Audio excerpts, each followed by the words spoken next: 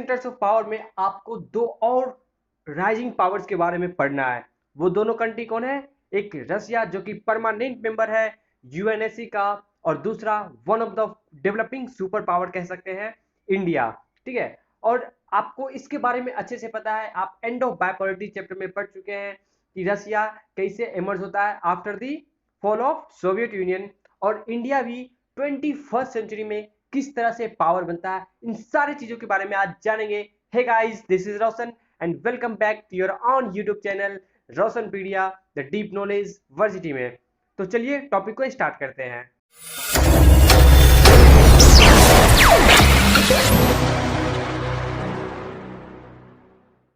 तो सबसे पहले पढ़ेंगे हम लोग रसा के बारे में। ठीक है, इसका राइट प्रोनाउंसिएशन क्या है? रसा।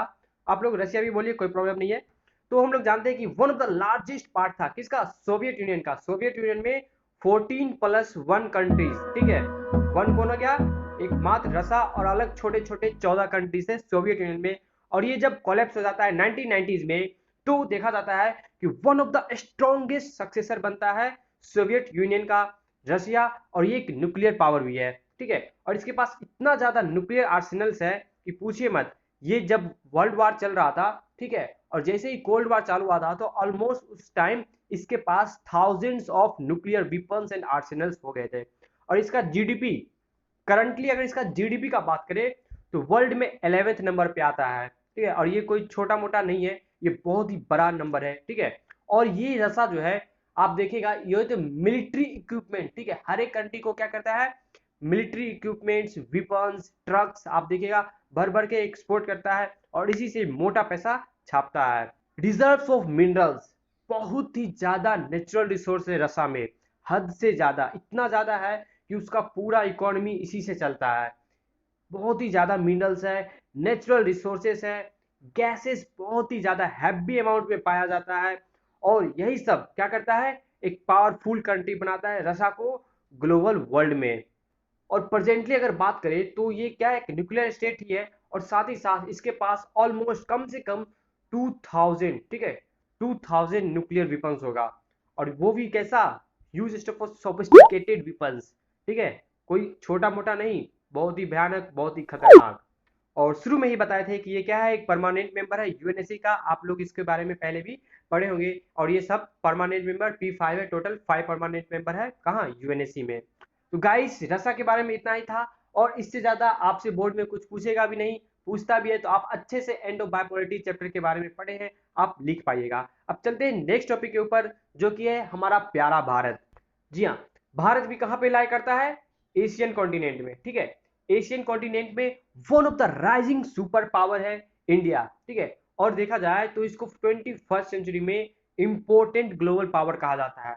क्यों? क्योंकि इसका बहुत ही बड़ा पॉपुलेशन है, और इसका टारगेट जो इकोनॉमी का है $5 ट्रिलियन। ठीक है, जो कि अपने आप में क्या है? कॉम्पिटिटिव ह्यूज मार्केट है। ठीक है, देखते हैं अच्छे से, एक एक पॉइंट को एनालाइज करते हैं। और पूरा दुनिया, ठीक है, पूरा जो वर्ल्ड है, क्या एक्सपेक्ट कर रहा है? पावर। ठीक है, rise of India in a multi dimensional वे।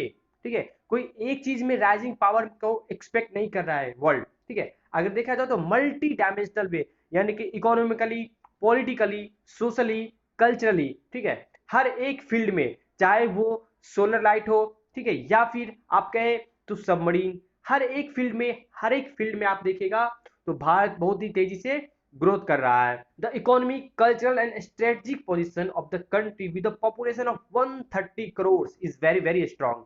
देखिए कैसे 130 करोड़ का पॉपुलेशन अपने आप में बहुत ही ज्यादा बड़ा होता है।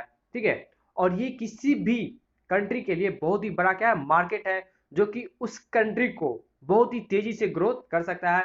और 130 करोड़ में, ठीक है, इंडिया में मोस्ट ऑफ द पॉपुलेशन क्या है पता है? यूथ। और किसी कंट्री का यूथ ही डिसाइड करता है कि वह कंट्री कितना तेजी से ग्रोथ कर सकता है। और इंडिया आत्मनिर्भर बन रहा है, और हाल फिलहाल में यह आत्मनिर्भर शब्द बहुत ही ज्यादा चर्चित में रहा है, क्योंकि हमारे ऑनरेबल प्राइम मिनिस्टर का ये एक दृढ़ निश्चय है कि इंडिया को आत्मनिर्भर बनाना है, और मेक इन इंडिया प्लान बहुत ही पहले लॉन्च कर दिया गया था। इसके बारे में भी हम लोग नीचे देखते हैं। सो मेक इन इंडिया कब स्कीम आया था? 25 सितंबर ऑफ 2014। बोर्ड में ये आपसे पूछ सकता है, क्योंकि सीबीएसई के साइट पे ये मेंशन था make in India scheme.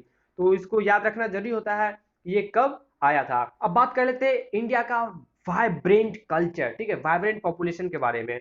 So India N ancient inclusive culture with 200 million people, ठीक है, एक ऐसा भारत जो कि क्या है, एक पुराना संस्कृति के लेके साथ चलता है, जहां पे Indian diaspora spreading across the globe, और ये जो संस्कृति है पूरे ग्लोब, पूरे वर्ल्ड में फैल रहा है। और यही सारी चीज इंडिया को क्या प्रोवाइड करता है, सैलियंस फीचर प्रोवाइड करता है। और यही सारी चीज इंडिया को क्या कह रहा है, एक अल्टरनेटिव सेंटर, एक न्यू सेंटर ऑफ पावर दे रहा है। कहाँ, 21st सेंचुरी में। 21st सेंचुरी में क्यों इंडिया का बात किया, क्योंकि इंडिया सही में एक न्यू सेंटर ऑफ पावर है। India is self sufficient with indigenous nuclear, ठीक है, इंडिया के पास भी क्या है, न्यूक्लियर टेक्नोलॉजी है, जो कि इसको अपने आप क्या बनाता है, न्यूक्लियर पावर बनाता है। इंडिजिनस न्यूक्लियर कहने का मतलब ये खुद डेवलप किया है, किसी कंट्री से बोरो नहीं किया है। और आपको पता होगा इंडिया अपना न्यूक्लियर सक्सेसफुली कब लॉन्च करता है, 1998 में। कहा, पोखरान, आप लोग पोखरान मूवी देखे होंगे तो आप लोग को याद आ गया होगा। नेक्स्ट देखते हैं मेक इन इंडिया स्कीम, ठीक है, मेक इन इंडिया स्कीम जो है ये टेक्नोलॉजी और साइंस के बारे में बात करता है, साइंस एंड टेक्नोलॉजी की। ये अनदर माइलस्टोन है इंडियन इकोनॉमी का, और ये 2014 में लाया था, लेकिन आप लोग देखिएगा पिछले वर्ष से ये काफी तेजी में प्रोग्रेस कर रहा है। और इंडिया का इकोनॉमी इस चीज से बहुत ही ज्यादा आप बोल सकते हैं कि तेजी में आत्मनिर्भर बन सकता है। और यही सारा चीज, ठीक है, और यही सारा चीज इंडिया को एक इंपॉर्टेंट सेंटर ऑफ पावर बनाता है प्रेजेंट वर्ल्ड में। सो गाइज, आपको ये सारा टॉपिक, सारा पॉइंट इजीली, क्रिस्प और क्लियर समझ में आ गया होगा। अगर आपको अब भी कहीं डाउट है तो नीचे कमेंट बॉक्स में जरूर पूछ